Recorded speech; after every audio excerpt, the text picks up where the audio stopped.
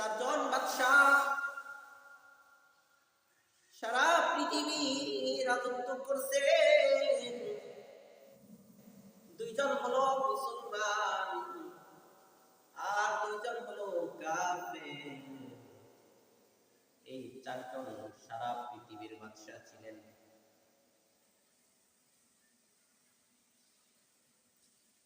দুইজন মুসলমান আর দুইজন হলো কাফের।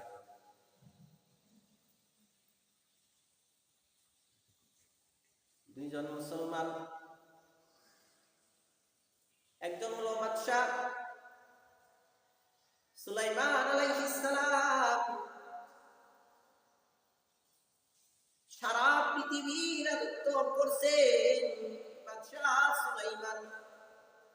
আল্লাহ পাক রব্বুল আলামিন বাদশাহ সুলাইমানকে একটা তখতে সুলাইমান নামে একটা বস্তু দিয়েছিলেন। তখতে সুলাইমান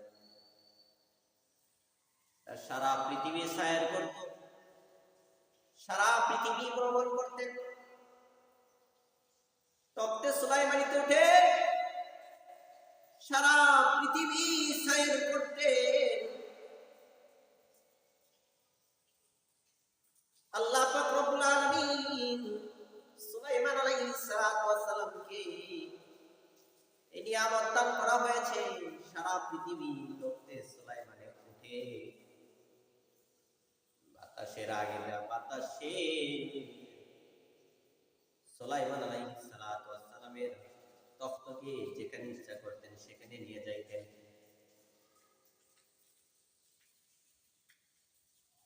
এত বড় একজন বাদশাহ, বাদশাহ সুলাইমান রাজত্ব করছেন সারাটা পৃথিবী। দুই নাম্বার হলো যিলকারনাইন।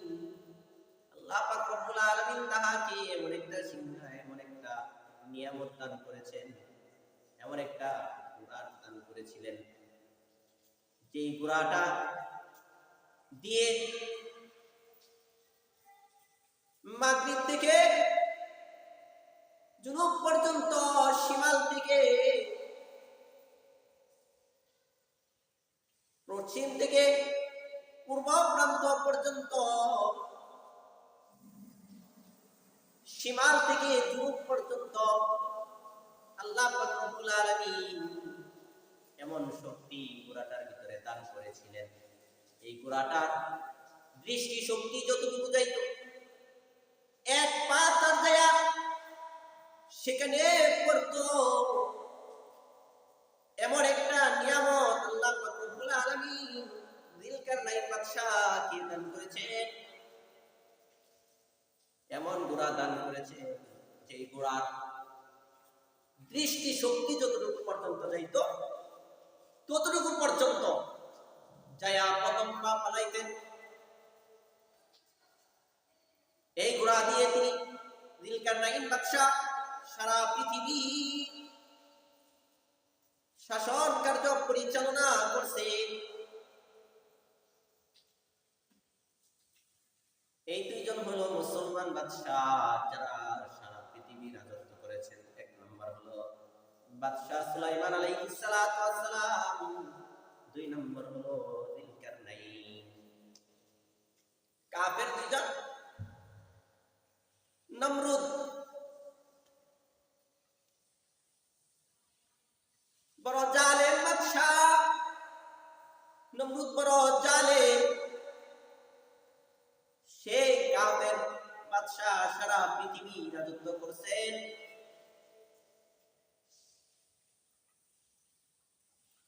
আল্লাহ পাক রব্বুল আলামিন এই কাফেরকে সারা পৃথিবী রাজত্ব করার অধিকার দিয়েছেন। তো সে জুলুম করে বেড়াইছে, শুধু জুলুম করেছে, অন্যায় অবিচার করেছে। নমরুদ আল্লাহর কাছে দুনিয়ার মূল্য, দুনিয়ার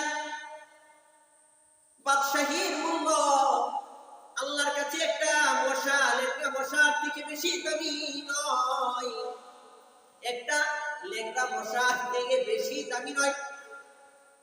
দুনিয়ার রাজত্ব আল্লাহর কাছে একটা মশা, ল্যাংড়া মশার থেকেও দাম নাই। এজন্য নমরুদরে ল্যাংড়া মশা দিয়া আল্লাহ পাক রব্বুল আলামিন দুনিয়া থেকে বিদায় দিয়েছেন ল্যাংড়া মশার মাধ্যমে। মশা নাক দিয়ে ঢুকছে, মাথার ভিতরে যায় মশা, ল্যাংড়া মশা পয়সা মাথার ভিতরে কেমন দেয়। তো লোক নিয়োগ করছে যে আমার মাথায় আস্তে আস্তে আঘাত করবা, চামড়ার জুতা দিয়া, নরম জুতা দিয়া মাথায় আঘাত করবা, ভালো লাগে। বাদশাহ লোক নিয়োগ করছে আমারে একজন জুতা দিয়া মাথায় আঘাত করবা আর আমি ঘুমাইব। যে নিয়োগ করছে সেও আঘাত করতে করতে ঘুমায়া যায়, আঘাত করতে করতে সেও ঘুমায়া যায়। ডাক দিয়া বলে যে তুমি ঘুমাইবা না, আমি ঘুমাবো, তুমি ঘুমাইবা না। বাদশাকে আঘাত করে, তো বাদশার ভালো লাগে, বলে যে আমি ঘুমাবো, তুমি ঘুমাইবা না। যারে জুতা দিয়ে আঘাত করার নিয়োগ করছে, আরে একটা কাজ কত সময় করা যায়, সেটা যে কোনো কর্মস্থল হোক না কেন, জুতা দিয়ে আঘাত করে। বাদশাহ ঘুমায়, যে আঘাত করে সে ঘুমায়া পড়ে, ঘুম থেকে উঠে বলে তুই ঘুমাইলি কেন? আবার যখন ঘুমায়া যায়, নমরুদ যখন ঘুমায়া যায়, বেচারা চিন্তা করে দেখে আরে ওর পিছনে জুতা দিয়ে আর কত আঘাত করবো মাথায়। এবার যে জুতা দিয়ে আঘাত করে, তো সে পাশে একটা পাথর নিয়া হাতে একটা পাথর নিয়া ওই পাথরটা দিয়ে নমরুদের মাথায় জুড়ে আঘাত করছে। নমরুদ দুনিয়া থেকে, সারা বিশ্বের বাদশাহ নমরুদ কট্টর কাফের, সারা পৃথিবীর বাদশাহ, এক আঘাতের কারণে দুনিয়া থেকে বিদায় নিয়েছে। পাথর দিয়ে যখন আঘাত করছে, তো মাথাটা দুটা ভাগ হয়ে গেছে, তো সে দুনিয়া থেকে বিদায় নিছে। লেংরা মশা এবার কয় আমি এবার যাই। মশা এবার ওইটা ধরছে, মশা তো আমি যাই। এত বড় একজন বাদশাহ হওয়া সত্ত্বেও তাহাকে জুতার বাড়ি দিয়ে দুনিয়া থেকে আল্লাহ পাক রব্বুল আলামিন বিদায় নিয়েছেন, জুতার বাড়ি খাওয়াইয়া দুনিয়া থেকে বিদায় নেওয়াইছেন। এজন্য বলি দুনিয়ার বাদশাহী আল্লাহর কাছে একটা মশার থেকেও দামি নয়। দুনিয়ার বাদশাহী আল্লাহর কাছে এত নগণ্য, দুনিয়ার বাদশাহী আল্লাহর কাছে এর কোনো মূল্য নাই। দুনিয়ার বাদশাহী একটা ল্যাংড়া মশার থেকেও বেশি দামি নয় আল্লাহর কাছে। এই জন্য দুনিয়ার বাদশাহ, এত বড় বাদশাহ, সারা পৃথিবীর বাদশাহকে আল্লাহ এই শায়েস্তা করে দুনিয়া থেকে বিদায় নিয়েছে। আর যারা মনে করতেছ একটু রাজত্ব পায়া মনে করতেছ তুমি আসমানকে করে ফেলছ, না না না, তুমি এটা মনে করো না।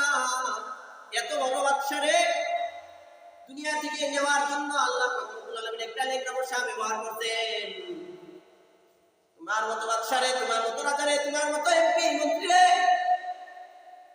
যারা অন্যায় করবা, জুলুম করবা, জালেম যারা, তাদেরকে আল্লাহ পাক রব্বুল আলামিন এমন ভাবে শায়েস্তা করে দুনিয়া থেকে নেবেন, যেমন জালেমকে, নমরুদকে দুনিয়া থেকে নিয়েছেন। এখনো সময় আছে, ঠিক হয়ে যাও, ঠিক হয়ে যাও। আল্লাহ তোরা বড় তোরা, আল্লাহ যেদিন করবেন পাকড়াও করবেন। দিন আর ছাড় পাইবা না। এই জন্য ঠিক হয়ে যাও, আগে থেকে ঠিক হয়ে যাও। দুনিয়ার বাদশাহরা, রাজারা, এমপি মন্ত্রীরা ঠিক হয়ে যাও। আল্লাহ যেদিন ধরবেন নমরুদের মতো সায়াস্তা করে তারপরে দুনিয়া থেকে নিবেন। দুইজন কাফের রাজত্ব করছেন সারা পৃথিবী। নমরুদ, বাখতে নসর, সে এমন ছিল দুই নম্বর বাদশাহ, সবচেয়ে বড়, পৃথিবীর ভিতরে সবচেয়ে বড় জালেম, সবচেয়ে বড় জালেম বাদশাহ ছিল সে। যখন কোনো মানুষ তার কাছে আসতে হতো, যখন কোনো মানুষ তার কাছে আসতো তো তাহাকে সিজদা করতে হইতো। নাউজুবিল্লাহ। এমন একজন বাদশাহ। দুনিয়ার যখন কোনো মানুষরা তার সাথে সাক্ষাতে আসতো তো সিজদা করতে হইতো তারে। তবে এর ভিতরে পাওয়া যায় সে দরজার সামনে একটা শিকল লাগায় রাখছে। যখন কোনো মানুষ তার কাছে আসে তো শিকলের ভিতর দিয়া মাথা দিয়া সিজদা করে, মাথা ঝুঁকাইয়া সিজদা করে তার কাছে মুলাকাত করতে আসতে হইতো, সাক্ষাৎ করতে আসতে হইতো। এমন বড় একজন জালেম কাফের আল্লাহ পাক রব্বুল আলামিন তারে দিয়া সারা পৃথিবী রাজত্ব করাইছেন। এমন জালেম ছিল, স্বপ্নে দেখছে একদিন, বার স্বপ্নে দেখিয়া বলতেছে, স্বপ্নের ব্যাখ্যাকারদের কাছে যায়া ঘোষণা করে দিছে, আমি তো আজকে রাত্রে একটা স্বপ্নে দেখলাম, স্বপ্নের ব্যাখ্যাকারদেরকে নিয়ে আসো, আলেমদেরকে নিয়ে আসো, স্বপ্নের তাবির যারা করে তাদেরকে নিয়ে আসো, নিয়ে আসা হলো, আলেমদেরকে নিয়ে আসা হলো। জালেম বাদশা বলে, আমি যে স্বপ্নে দেখেছি আমার মনে নাই, আমার মনে নাই। কেমন ছাগল, স্বপ্নে দেখছে, স্বপ্নের কথা মনে নাই।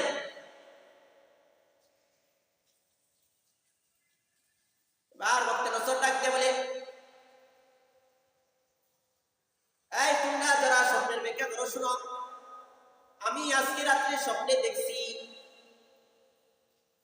স্বপ্নের ব্যাখ্যাকাররা বলে যে কি স্বপ্নে দেখছেন, এবার বলেন চাই দেখি কি স্বপ্নে দেখছেন। বাদশা বলে, আমি যে স্বপ্নে দেখছি আমার স্বপ্নের কথা মনে নাই, মনে নাই, স্বপ্নের কথা আমার মনে নাই, ভুলে গেছি আমি। তবে আমি যেই স্বপ্নে দেখেছি তোমাদেরকে তালাশ করেছি, এই জন্য আমার স্বপ্নের কথাও বলতে হবে এবং স্বপ্নের ব্যাখ্যাও দিতে হবে। যে স্বপ্নটা দেখেছি এটাও বলতে হবে এবং স্বপ্নে যে দেখেছি তার ব্যাখ্যা করতে হবে। কত বড়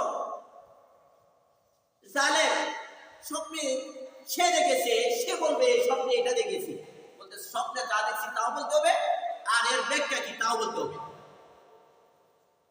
কি সম্ভব? এবার বলে আলেমরা বলে, বাদশা আমরা তো এটা পারবো না। পারবি না তাহলে জেলখানায় ঢুক। জালেম জেলখানার ভিতরে ঢুকাইতেছে, একজন একজন একজন করে ঢুকাইতেছে। জেলখানার ভিতরে আবার একজন নবী জেলখানা থেকে নবুয়ত পাইছে। জুলকিফল আলাইহিস সালাতু ওয়াস সালাম একজন নবী, জালেম ঢুকাইয়া রাখছে। তো সেই ঘর থেকে একজন জেলখানায় একজন নবী হইছে, নবুয়ত লাভ করছে। সে দেখে যে শুধু আলেমরা সবাই জেলখানার ভিতরে আসতেছে, কি ব্যাপার, কি খবর, তোমরা কেন জেলখানায় আসতেছ? বলে যে বাদশা স্বপ্নে দেখছে, স্বপ্নের কথা বলে গেছে, তো আমাদেরকে এটাকে নিয়ে আসছে যে স্বপ্নে যা দেখছি তাও বলতে হবে, সে স্বপ্নে যা দেখছে তাও বলতে হবে এবং স্বপ্নের ব্যাখ্যা তাও দিতে হবে। এই জন্য আমাদেরকে এটাকে নিয়ে আসছে, আমাদেরকে এটাকে নিয়ে আসছে স্বপ্নের ব্যাখ্যা দেওয়ার জন্য। কত বড় জালেম,